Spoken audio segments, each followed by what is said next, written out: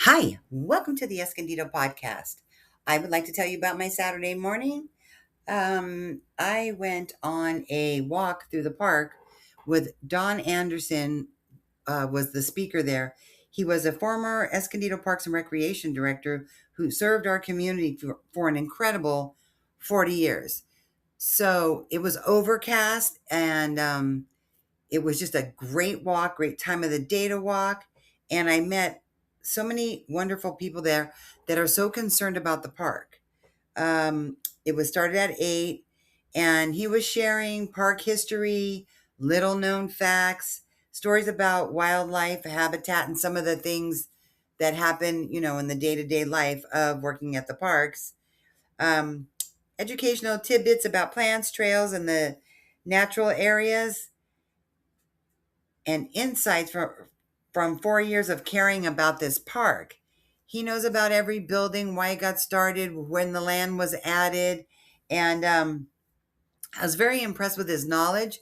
But something that really stood out to me was that he cares so much about the park, the people, the community, the town, and it's just a stark difference from what we're hearing in city council meetings from Dane, Joe, Judy, and Christian.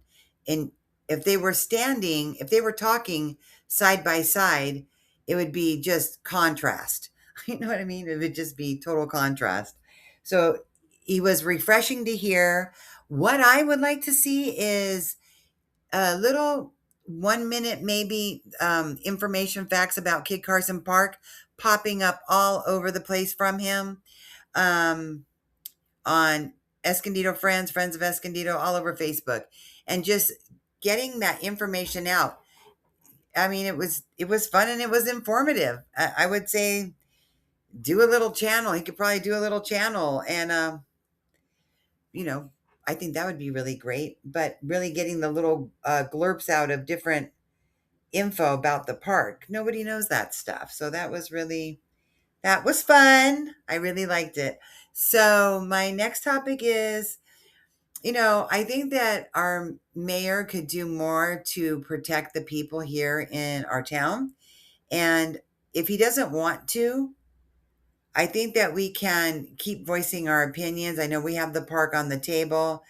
I just want this to be remembered and us to address it all the way up till we get to the elections, because these things have to change right away. And if he might change something just because he thinks it might help him get elected, so let's just go for it.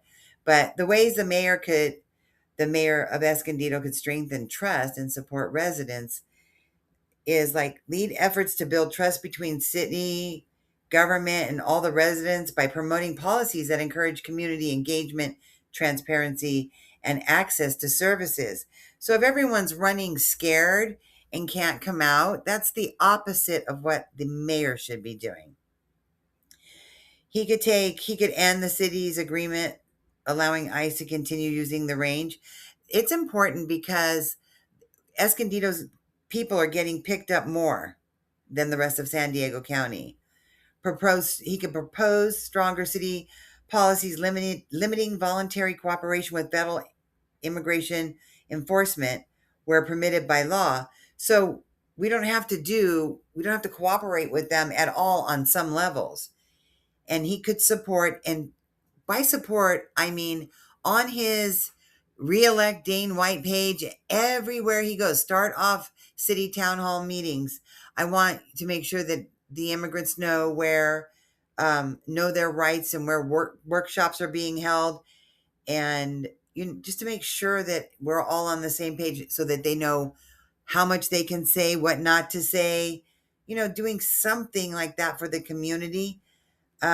Increase funding for nonprofit organizations to provide immigration legal services and family assistance. I don't know if he knows what family assistance really would mean in a situation like this, but if you're taking the mother out of the household and she's usually there with the kids, that's an extra cost.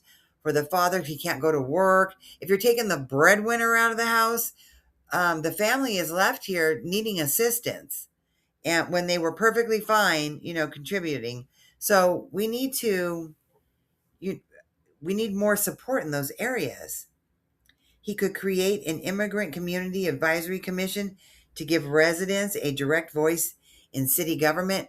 So these are ideas that our other cities are already trying. So one of my things is, instead of trying drones that you think were a great success in other towns and cities, which that's not what I read. They just used them. There was no like, we caught all the people lighting fireworks or anything. I think it's a snooping in other people's yards. But I don't like the drones, and I think that they should practice and show us what the drones are going in the backyard of the city council members first. You first. And then the chief of police, you first. And then you can go to fly over somebody else's house. How about that? How about that? Okay, so require regular public reports on any agreements or interactions between the city and federal immigration agencies.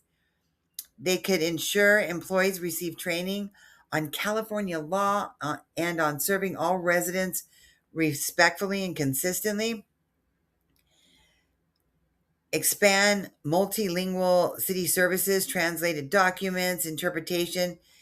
Encourage community policy efforts that reassure residents they can report on crimes, serve as a witness, or seek emergency assistance without fear. He has never mentioned this. He has never told the community where they're going to draw the line, and he can hold regular meetings. He can have a voice as well to the community.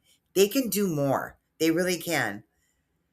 And just, make sure that the community knows what the laws are. And it's out there, but he's not participating in getting the news out, and he can do more. SB 54 is the lowest standard. If he just follows that law, then he's safe. The new, the bill that passed, he's safe. But he can do more than that bill, and other cities are. So he should copy those other cities doing more for their community, not copy the cities that are putting out drones. Right. Okay. So thanks for showing up.